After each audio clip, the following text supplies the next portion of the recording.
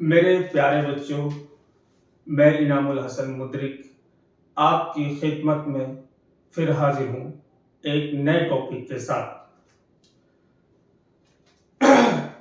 हम जो टॉपिक आपको बता रहे हैं ये आपके लिए जानना बहुत ज़रूरी है।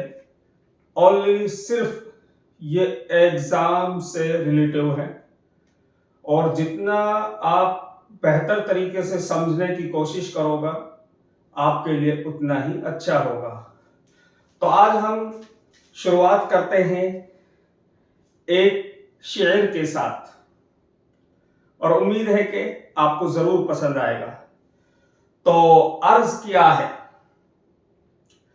चश्म हैरत से किसी महल की तामीर को न देख, चश्म हैरत से किसी महल की तामीर को न देख, अपने हाथों से बना तू भी कोई नक्शे अजीम, अपने हाथों से बना तू भी कोई नक्शे अजीम। तो मेरे प्यारे बच्चों, इस शेर का मतलब बहुत अच्छा मतलब है, यानी कि हमें किसी की दूसरी बनाई हुई चीजों को, यानी कि जो कि ऐसी चीजें जो किसी और इंसान ने बनाई हैं, उन्हें हमें ताज्जुब से देखने की जरूरत नहीं है। चश्म हैरत से किसी महल की तामीर को ना देख, यानी कि हमें किसी महल की इमारत को या दुनिया की किसी भी चीज को हैरत के साथ देखने की जरूरत नहीं है, बल्कि क्या करना चाहिए, अपने हाथों से बना तू भी कोई नक्शे अजीम, यानी कि हमें अपने हाथों से खुद ऐसी कोई चीज बनानी चाहिए जिसे देखकर लोग पसंद करें और वो हैरत में रह जाएं। इसलिए हम दूसरों की चीजें देखकर हैरत में ना आए। इंसान अगर चाहे अपनी मेहनत से अपनी जिंदगी को बदल सकता है। जब हम मेहनत नहीं करेंगे तो बताइए हम अपनी जिंदगी को कैसे चेंज कर सकते हैं। तो अभी मेरे प्यारे बच्चों, आपका इम्तिहान का वक्त है। जी और जान से, दिल से लग जाइए। ये जो वक्त है अभी, ये जोतने और बोने का है। ये आपको आगे मुस्तकबिल में आने वाले वक्त में आपको बहुत काम आने वाला है। तो मेरे प्यारे बच्चों, मैं आपको समझा रहा हूं। आज का जो नया टॉपिक ये है, आपके सामने है। एक बार आप गौर से देख लीजिए। ये गद्यांश है जो कि 10th क्लास और 12th क्लास में आता है। ठीक है, हम जो टॉपिक अभी बता रहे हैं ये वो टॉपिक हैं जो आपके बोर्ड के एग्जाम में आते हैं और 100% आते हैं। लेकिन यहां पर हमें समझने की जरूरत है कि इनको हमें किस तरीके से करना चाहिए, इनका जवाब हमें किस अंदाज में लिखना चाहिए, क्योंकि हमको ये नहीं पता है इनका जवाब हमें कैसे देना है। अक्सर करके उर्दू में बच्चे बहुत ज्यादा गलती करते हैं, क्योंकि गलती इसीलिए करते हैं, कई बार बच्चे क्या करते हैं 10th क्लास में 9th क्लास में उर्दू लेते हैं, इससे पहले उन्होंने उर्दू पढ़ी ही नहीं। जब उन्होंने उर्दू पढ़ी नहीं है तो उनको कैसे पता होगा कि हम क्या गलती कर रहे हैं। तो मेरे प्यारे बच्चों, आप बोर्ड पे देखिए और समझने की कोशिश कीजिए। ये जो सवाल है हिस्सा बी, सेक्शन बी में आता है। ठीक है, जरा गौर से समझ लीजिए। नोट, मुंदरजा झेल, यहां पर मैं झेल लिखना भूल गया।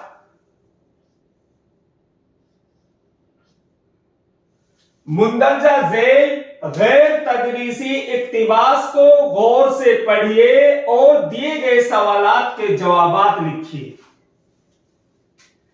अब इस लाइन को हमें समझना बहुत जरूरी है। इस लाइन का मतलब क्या है? मुंदरजा झेल गैर तदरीसी इक्तिबास को गौर से पढ़िए और दिए गए सवालात के जवाब लिखिए। मतलब यह है जो आपका ये जो गद्यांश है ये अपठित होता है, यानी कि आउट ऑफ सिलेबस होता है, यह आपके सिलेबस से बाहर आता है, जो कि आपके निसाब में शामिल नहीं होता है, तो इसलिए उसको बोला जाता है गैर तदरीसी इक्तिबास उर्दू में। जब गैर तदरीसी इक्तिबास आपके एग्जाम में आता है तो उसके आपको क्या करने होते हैं, यानी उस सवाल को आप किस तरीके से हल करेंगे, किस तरीके से उसका जवाब देना होता है, यह आपके लिए समझना बहुत जरूरी है। मान लीजिए मैंने देखिए इस इक्तिबास को जो लिखा है, लंबा नहीं लिखा है, शॉर्ट में छोटा सा लिखा है उदाहरण के लिए, ताकि आप आसानी से समझ सके। वरना ये जो इक्तिबास आता है 4-5 लाइन का तो आता ही है, लेकिन हमने अभी यहां पर सिर्फ 2 लाइन लिखी है। वो इसलिए कि ताकि आप समझ सको, इतनी जगह है नहीं है और बोर्ड छोटा है, तो इसलिए हमने यहां पर 2 लाइन लिखी हैं, और इससे आप समझ जाएंगे कि आपका ये जो इक्तिबास है, गद्यांश है, किस तरीके से आता है। मैं आपको फिर समझा दूं, ये 4-5-6 लाइन का आता है। अब इसको करना क्या है, इसमें यह समझना आपके लिए बहुत जरूरी है, मोस्ट है।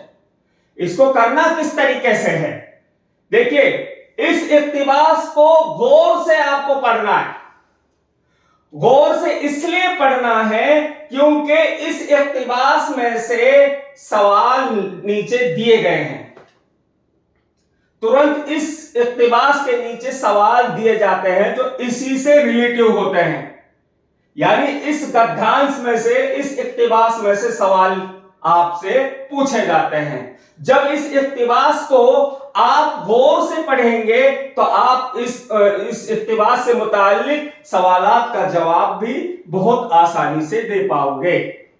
ठीक है, अब इसमें सवाल, इससे कितने सवाल आते हैं, वो 4 सवाल आते हैं, 1 2 3 4, और वो चारों सवालों का जवाब आपको इस इक्तिबास में से देना है।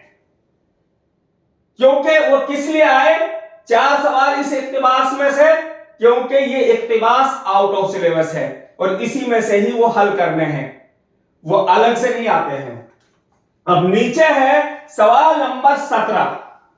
जब इसको भी आप समझोगे और इसको भी समझोगे तो इन दोनों का फर्क आप समझ पाओगे, इन दोनों में क्या डिफरेंस है, क्या फर्क है, ये जानना बहुत जरूरी है।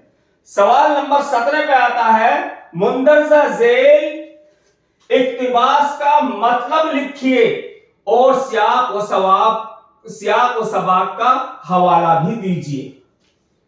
कई बार पूछ लिया जाता है आपको एग्जाम में, ये यानी कि 100 लफ्जों में लिखना है। एग्जामिनर आपसे बोल देता है कि 100 में ये लिखना है, या फिर नहीं बोला जाता है। तो करीब आपको इतना तो लिखना है 100 लफ्जों में। कौन से इक्तिबास को लिखना है, मुंदरजा झेल इक्तिबास का मतलब लिखिए और सियाक व सवाक का हवाला भी दीजिए, यानी इससे मुताल्लिक नीचे जो है इक्तिबास होता है। अब वो आपका, वो भी करीब 5-6 लाइन का होता है इस तरीके से। अब ये आपका इक्तिबास है, अब इसको आपको गौर से पढ़ना है। जब इसको आप गौर से पढ़ोगे, फिर इसके पढ़ने के बाद आप इसकी तशरीह करेंगे, इसका ट्रांसलेट करेंगे अपने तरीके से। जो मुश्किल अल्फाज हैं उनको आप अपनी जबान में आसान करके लिखेंगे।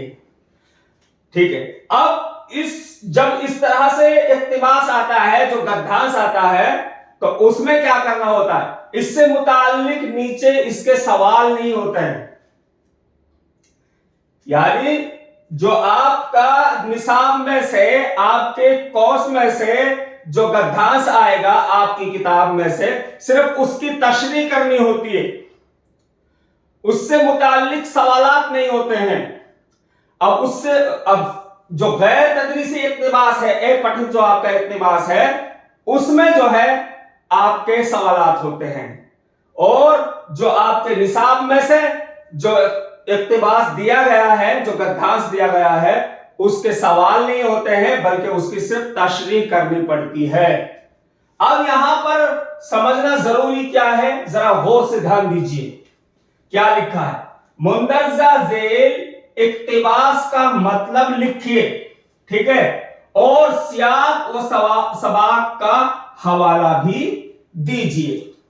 यानी सियाक और सबाक इन दोनों को समझना है। सियाक क्या है, सबाक क्या है। यानी इसमें इस इक्तिबास में सियाक व सबाक मालूम किया गया है, और ऊपर वाले इक्तिबास में सियाक व सबाक नहीं मालूम किया गया है।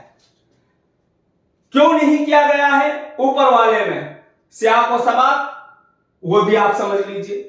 क्योंकि ये आपके आउट ऑफ सिलेबस है, यानी आपके निसाब में से नहीं है, इसलिए आपको नहीं पता इसके लेखक कौन है और किस पाठ से लिया गया है, किस किताब से लिया गया है, यह आपको मालूम नहीं है।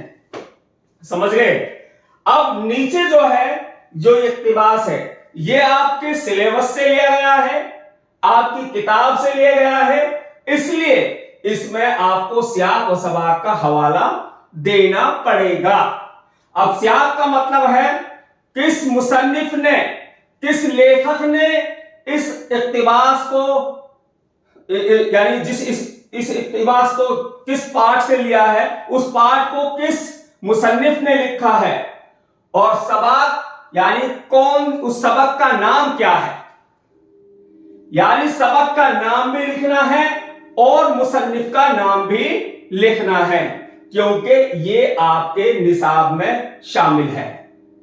इसलिए आपको पता होना चाहिए ये जो इक्तिबास आया है, ये जो गद्यांश आया है, ये आपके किताब के कौन से पाठ से आया है और इसका मुसन्निफ कौन है। तशरीह करने से पहले पाठ का नाम और मुसन्निफ का नाम लिखना निहायत जरूरी है। अगर आपने मुसन्निफ का और सबक का नाम नहीं लिखा तो आपके नंबर कट जाते हैं, ठीक है। अब ये जो है, अब यहां पर आप समझ लीजिए, ये जो गैर तदरीसी इक्तिबास होता है, ये इसके जो ये सवालात होते हैं, ये 2-2 नंबर के होते हैं। इस तरीके से ये 2-2 नंबर के होते हैं, ठीक। और मुंदरजा झेल इक्तिबास का मतलब लिखिए और सियाक व सबाक का हवाला दीजिए। अब ये जो इक्तिबास है, ये जो है आपका 2 नंबर का भी हो सकता है, 3 नंबर का भी हो सकता है, ठीक है। तो आप जब इस तरीके से समझने के बाद आप अपने पेपर को करोगे, मुझे उम्मीद है आपको किसी तरह की कोई समस्या नहीं होने वाली है, और इंशाल्लाह आपको इम्तिहान में पूरे नंबर आने वाले हैं। इसलिए आप जब पेपर देने जाएं तो गौर से अपने गद्यांश को पढ़ें और यह भी पता कर लें कि यह गैर तदरीसी है या आपके निसाब में से है। अगर आपके निसाब में से है तो उसकी तशरीह करनी पड़ेगी, और अगर आपके इक्तिबास से बाहर, आपके निसाब से अलग से आया है, आउट ऑफ सिलेबस आया है, तो उससे मुताल्लिक सवालों के जवाब आपको देने पड़ेंगे। यानी ये जो गद्यांश लिखा गया है, इसकी आपको तशरीह नहीं करनी है। जो आउट ऑफ सिलेबस है, इसकी तशरीह के लिए नहीं बोला गया है, बल्कि इससे मुताल्लिक जो सवालात हैं उनका जवाब देना है। और जो इक्तिबास आपके निसाब से लिया गया है, उसकी ओनली सिर्फ तशरीह करनी है, उसका ट्रांसलेट करना है, इससे मुताल्लिक सवालात नहीं होते हैं। तो मेरे प्यारे बच्चों, आपको हो सकता है अगर कोई कमी रही होगी समझने में तो आप कमेंट में जरूर लिखना, इंशाअल्लाह फिर से दोबारा से समझाने की मैं आपको पूरी कोशिश करूंगा। आप स्क्रीनशॉट जरूर ले लिया करें ताकि आपको आसानी से समझ में आ सके, ठीक है। ये वो सवालात हैं जो बोर्ड के एग्जाम में 100% आते हैं, और ये सवालात 11th और 12th क्लास में दोनों में आते हैं।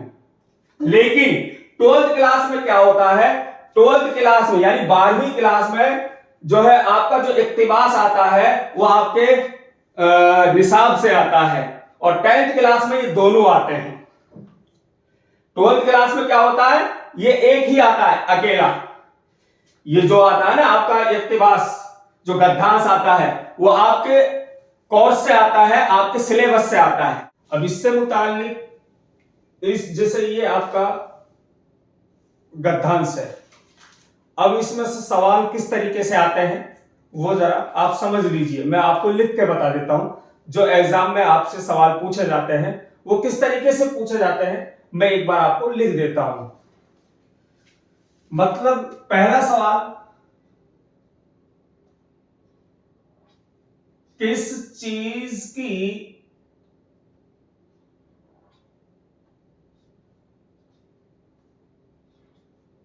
जिम्मेदारी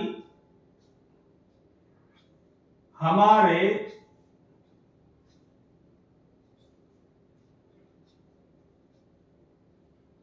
कंधों पर है। और दूसरा सवाल हो सकता है, अगर हम इसमें से दूसरा सवाल और लिख देते हैं आपको,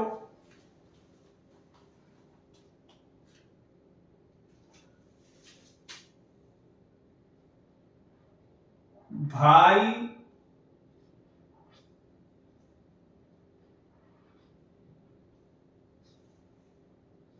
चारे को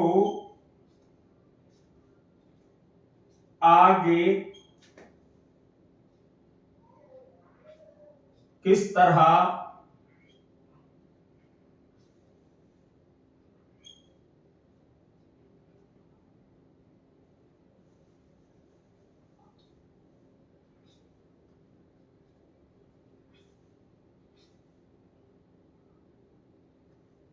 जा सकता है, भाईचारे को आगे किस तरह बढ़ाया जा सकता है। अब ये जो सवाल है, ये जो दो सवाल है, इस तरीके से आपके 4 सवाल आएंगे। इस तरीके से आपके 4 सवाल आएंगे और इसी में से आएंगे। अब जिस तरह हमने 2 सवाल आपके सामने बना दिए, इसी में से किस चीज की जिम्मेदारी हमारे कंधों पर है, ठीक है। अब ये जवाब आपको इसमें से देना है पढ़कर, यानी कौमी यकजहती को बनाए रखना, प्यार मोहब्बत को बनाए रखना, ये जिम्मेदारी हमारे कंधों पर है, ठीक है। ये इसमें से इसका जवाब हल हो गया। यानी आपको थोड़ा मतलब उर्दू की नॉलेज होगी तो कोई दिक्कत नहीं होगी करने में सवाल को। और दूसरा, भाईचारे को आगे किस तरह बढ़ाया जा सकता है, अब ये जवाब भी इसी में से है।